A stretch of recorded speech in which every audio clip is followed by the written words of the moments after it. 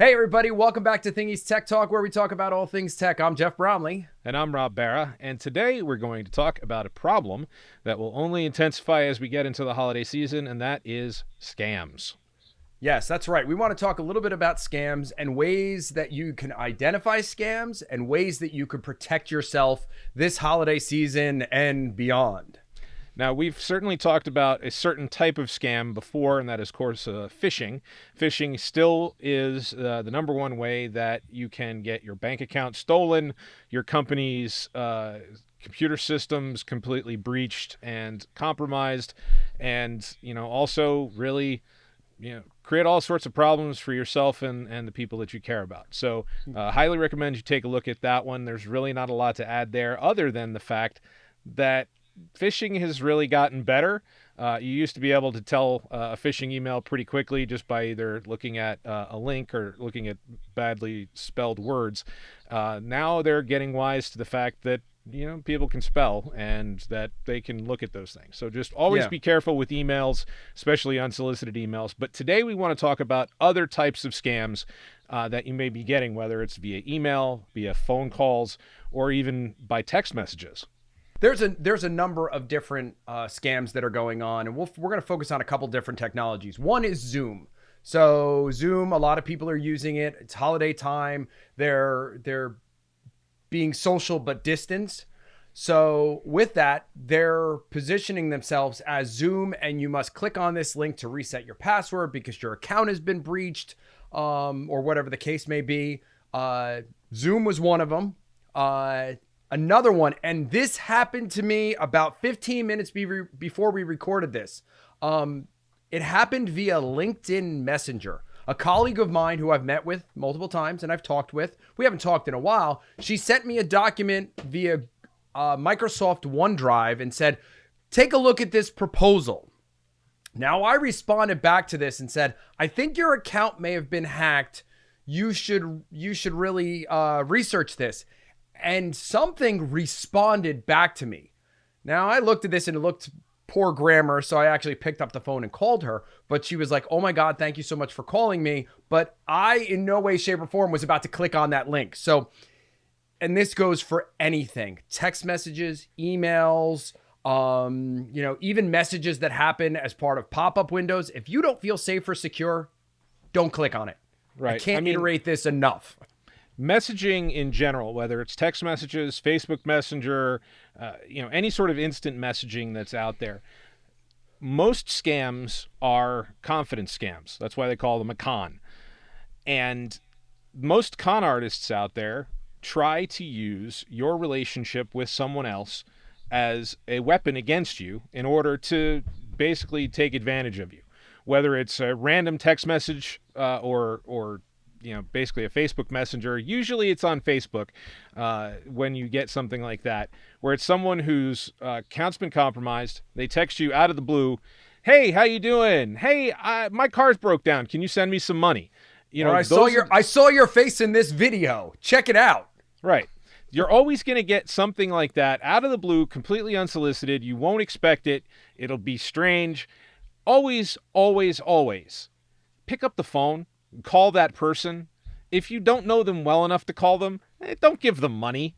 That's just the basic kind of stuff. But you'd be surprised how many people, especially people like our parents, older people tend to be, and this isn't, ageism, this is just statistics, tend to be more trusting and believe more, whether it's an ad or something like that, or on a phone call. This is where they get you.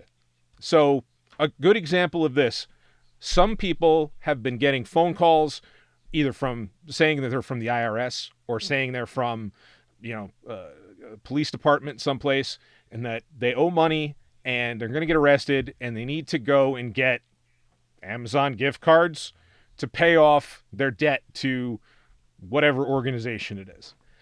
Guys, the IRS or police department, literally no one will ask you to pay a legal debt of any kind using a gift card. Yeah. I don't care who they are. That is not how it works. You'd be surprised, though, how many people. I mean, I've seen the signs, and you've probably seen the signs too at stores saying, beware of gift card scams and all that kind of stuff. They're limiting the amounts. I saw some story not too long ago about a fake charity where someone's parent gave like $20,000 to a fake charity because somebody called and said, had this sad story, and there's, kid with cancer or something that really pulls at your heartstrings, but is not verifiable and is not, at all, something that is on the up and up. You've really got to be careful, because once that money leaves your account, especially if you do a wire transfer or something of that nature, Western Union, whatever, money orders, that money's gone, and you're not going to get it back. There's not a way to claw that money back once it's left your bank account. Now, if you use a credit card or something like that, sometimes, if you've done something like a purchase scam where, hey, here's a Xbox Series X for $200. Just put your credit card in, we'll mail you one. Again, if it's too good to be true, it probably is. I can't tell you how many times, my mom said that to me in my lifetime, and it's still the case. Where they get you is with urgency or with greed. Those are the two things that will always capture you with a scam. Yeah. So with that, again, we just want to bring light to this. We want to share some of these things with you. We're going to put a couple links to scams and articles that are going on recently, literally posted today. We'll post a link to the Federal Trade Commission, how to identify these scams and how to report them if you feel like you want to take that next step. But really, everybody just needs to be vigilant. And everybody just needs to be careful. So one other one that I want to mention just before we go here is regarding text messaging. I have gotten probably 5 or 6 of these in the last 2 weeks. It's a message from FedEx that says your delivery is being delayed. Click here. FedEx, unless you've signed up for that service, is not going to text you. Second of all, if FedEx does send you a text message, it would go to FedEx.com. It would not go to any other website. So check, again, just like with phishing, always check the URLs of the websites that you're going to. Don't click on any links that don't go to websites that you're aware of. Don't click on any links that you get in a text message unless it's from someone that you know. And even if it is from someone you know, be very careful. Yeah. Because it could be somebody impersonating them. Yeah, and to also to kind of add to that, Rob, the one thing to also think of is if, let's say, you knew you had a FedEx package or an Amazon package, go to those websites directly and look up your tracking number. Don't rely on the link.